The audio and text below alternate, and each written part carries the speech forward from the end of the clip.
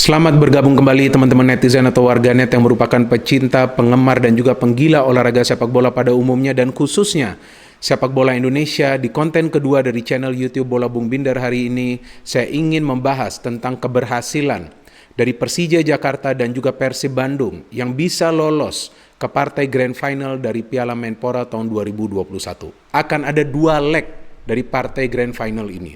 Artinya akan lebih seru nanti kita menyaksikan 2 leg tersebut. So it means tim yang menang di leg pertama juga belum tentu nantinya bisa menjadi juara, karena masih ada peluang bagi tim yang kalah di leg pertama untuk bisa menang di leg kedua. Dan kita tahu gol tandang tidak dihitung.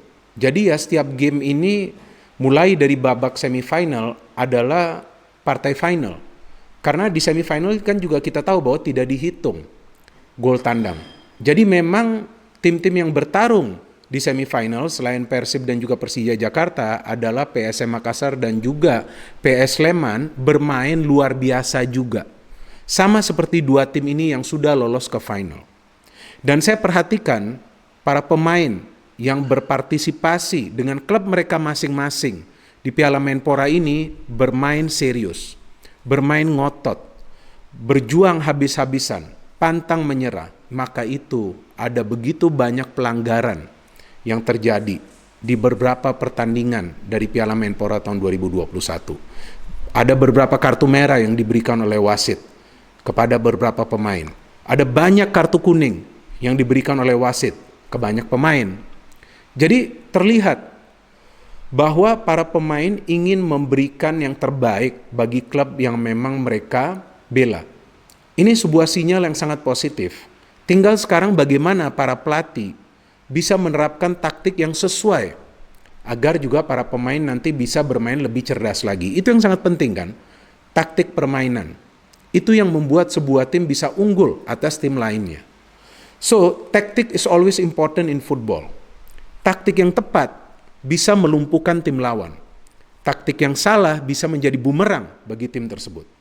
Dan memang ada beberapa tim yang mengandalkan taktik permainan di babak semifinal karena terlihat baik dari Persija dan juga Persib Bandung mereka menerapkan taktik yang berbeda.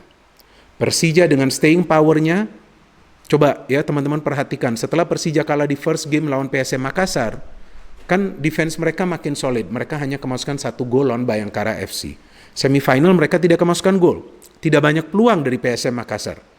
Persib Bandung yang saya perhatikan mengandalkan sepak bola menyerang secara frontal, karena setiap kali para pemainnya mendapatkan bola itu menyerang secara kolektif, justru memang lebih produktif mencetak total 12 gol hingga babak semifinal. Tapi memang mereka kemasukan lebih banyak gol daripada Persija Jakarta. Ya karena memang ada resiko dari Persib dengan menerapkan strategi menyerang secara kolektif. Kalau dari Persija kan yang memang kita perhatikan, mereka lebih sering mengandalkan serangan dari kedua fullback dan juga ada 2 penyerang sayap. Jadi pemain di tengah ini memang lebih fokus untuk bisa menguasai lini tengah. Maka itu para pemain dari lini tengah Persija Jakarta juga pemain-pemain yang tangguh. Ada Maklok, ada Sandi Darmasuta, kemudian ada juga Rohit Chan, ada juga Ramdhani Lestaluhu. And from Persib Bandung memang lebih menyerang ya para pemain yang berada di lini tengah. Deddy Kusnandar pun saya kira bisa memberikan umpan-umpan yang akurat, sering terlibat dalam proses serangan dari Persib Bandung. Febri Haryadi, Esteban Vizcara, kemudian ada Erwin Ramdhani, ada Abdul Aziz, ada Beckham Putra. Jadi memang naluri menyerang dari Persib ini lebih tajam sehingga mereka bisa banyak mencetak gol. Tapi kan sepak bola ini bukan hanya soal menyerang. Perlu juga bertahan dengan benar yang baik, dan itu berhasil dilakukan Persija setelah mereka kalah lawan PSM Makassar. Jadi Persija Jakarta ini sudah belajar dari kesalahan mereka lawan PSM Makassar sehingga mereka merapatkan barisan di next games. Persib Bandung kesulitan untuk mencetak gol lawan Bali United. Kemudian mereka membenahi transisi mereka pada saat mereka merancang sebuah serangan, apalagi pada saat mereka melakukan counter. Karena begitu cepat para pemain Persib bisa merancang sebuah counter attack dan tiba-tiba para pemain mereka sudah berada dalam posisi yang menguntungkan di area pertahanan tim lawan untuk menciptakan peluang, dan tentu diharapkan dari peluang tersebut pemain tersebut bisa mencetak gol. Jadi memang kedua tim ini ada kekurangannya, ada kelebihannya, dan memang belum sempurna. Saya tidak melihat ada tim yang berpartisipasi di Piala Menpora tahun 2021 ini permainannya sudah sempurna. Ada plus minusnya dan itu wajar karena mereka sudah lama tidak bermain sepak bola. Tapi pada intinya kan semua pemain ini bermain serius dan mereka ingin meraih kemenangan. Jadi memang kita melihat bahwa fighting spirit dari para pemain di Piala Menpora ini luar biasa dahsyatnya. Maka itu sulit bagi sebuah tim untuk meraih kemenangan, apalagi pada saat sudah memasuki babak perempat final, teman-teman. Now coming back to this match, ini adalah pertandingan besar. Dan walaupun kita tahu bahwa kedua tim ini bertemu dalam partai final sebuah turnamen pramusim, tapi tetap saja tensi permainan akan tinggi. Persija telah membuktikan bahwa mereka bisa bermain tenang menghadapi tekanan tinggi dari para pemain PSM Makassar. Mereka juga sudah bisa membenahi weak point mereka, yakni lini pertahanan. Dan memang tidak banyak peluang dari PSM Makassar. Ada sih peluang yang berbahaya, tapi mereka tetap bisa mengandalkan Andri Tani. Artinya ada perubahan yang telah dilakukan oleh Coach Sudirman. But bagaimana caranya untuk mencetak gol? Caranya untuk mencetak gol ya tentu dua penyerang sayap yang biasa memberikan feeding bola ke Simic atau juga melakukan pergerakan cutting inside. Perlu lebih rapi lagi dalam merancang permainan mereka. Yang pertama untuk memberikan passing, yang kedua juga untuk mencari posisi yang menguntungkan. Dan kita tahu Osvaldo Hai bisa melakukan itu. Osvaldo Hai sudah mencetak 2 gol. Simic sudah mencetak 2 gol, tapi kita tahu form Simic belum seperti biasanya. Ya karena kan kita tahu ya, dia belum menemukan lagi sentuhannya saya kira. Dan Rico Simanjuntak adalah pemain yang paling dikawal. Tidak mudah juga bagi Rico untuk memberikan passing-passing akurat secara konsisten. Ada satu passing yang dia berikan begitu baik dan akurat ke Simic yang saya perhatikan tinggal disentuh saja itu dengan kaki Simic. Dan dia lakukan itu sehingga bisa mencetak gol kemenangan bagi Persija lawan Barito Putra. Jadi untuk menyerang ini yang Persija saya kira perlu improve agar mereka bisa lebih efektif. Bukan berarti Persija ini bermain dengan strategi bertahan. Mereka juga menyerang, tapi cara menyerangnya ini kan lebih berhati-hati. Ya tentu mereka tidak ingin kemasukan gol, dan itu berhasil mereka lakukan. Hingga sampai adu penalti pun kan kita lihat para pemain masih bisa menyelesaikan adu penalti itu. Saya kira itu total ada 16 tendangan penalti ya yang diambil oleh para pemain kedua tim.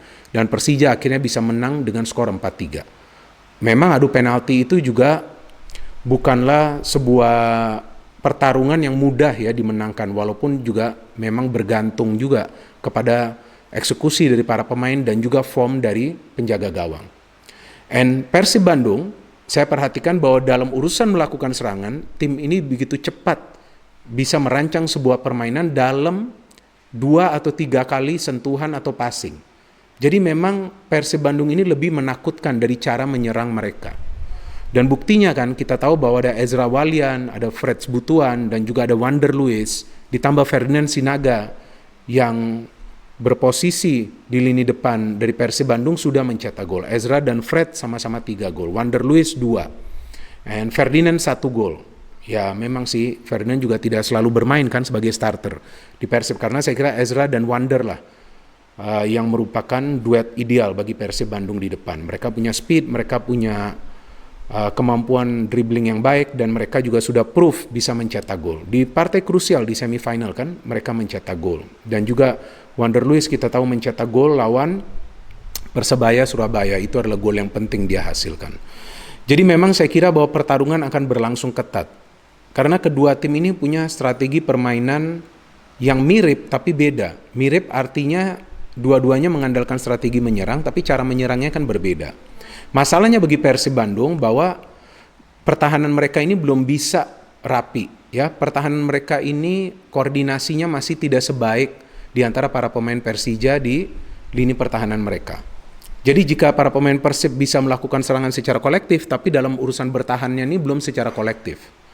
Persija kalau kita melihat secara bertahannya kolektif, tapi secara menyerangnya belum kolektif. Ya itu dia plus dan minus dari kedua tim ini. Jadi saya kira bahwa leg pertama ini akan berlangsung seru dan ketat.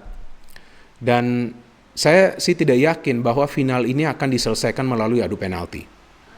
Saya pikir bahwa di first leg akan ada pemenang. Saya memberikan persentase 50-50 di first leg. Dan feeling saya nih hanya perasaan saya kan. Saya tidak selalu benar, tapi saya sering benar. Feeling saya tim yang mencetak gol lebih dulu di leg pertama ini punya kans memenangi leg pertama. Baru leg pertama loh ya, masih ada nanti leg kedua. Jadi kita fokus dulu di leg pertama. So it will be a very very tight game. Saya kira ini akan ketat. Dan tim pertama yang mencetak gol, yang bisa leading duluan, tentu tim tersebut yang punya kesempatan atau peluang untuk mengakhiri first leg dengan kemenangan. Jadi yang penting bukan hanya dalam urusan melakukan serangan, tetapi yang penting adalah untuk bertahan secara benar dan baik. Karena berkali-kali saya sering tegaskan di konten-konten channel YouTube Bola Bung Binder, bahwa bagi sebuah tim, urusannya itu tidak hanya harus melakukan serangan, tapi perlu bertahan juga. Jangan sampai sudah menyerang, tidak bisa mencetak gol, kemudian bertahannya tidak baik. Ya, itu yang kita tahu bahwa sering menjadi kesulitan bagi tim-tim di Piala Menpora tahun 2021 saat tiba-tiba mereka kecolongan. Pada saat tim lawan melakukan counter yang cepat, Persib bisa melakukan counter cepat. Jadi Persija pun harus berhati-hati. Persija pun kita tahu bahwa serangannya bisa berbahaya jika Maklok ikut membantu serangan. Jadi Persib pun harus berhati-hati. Yaudah kita tunggu saja nanti bagaimana first leg dari pertandingan ini yang dilabeli El Clasico di Indonesia. So, thanks a lot. Terima kasih banyak kepada teman-teman yang telah menonton dan mendengarkan analisa saya di channel YouTube Bola Bung Binder yang kedua hari ini. Silakan berikan counter analisa kalian di kolom komentar di bawah konten ini. Dan jangan lupa ya bahwa kita terus mendukung, menyukseskan Piala Menpora ini agar nantinya juga Liga 1 bisa bergulir yang rencananya mulai bulan Juni tahun 2021. No hit, only football, salam sepak bola.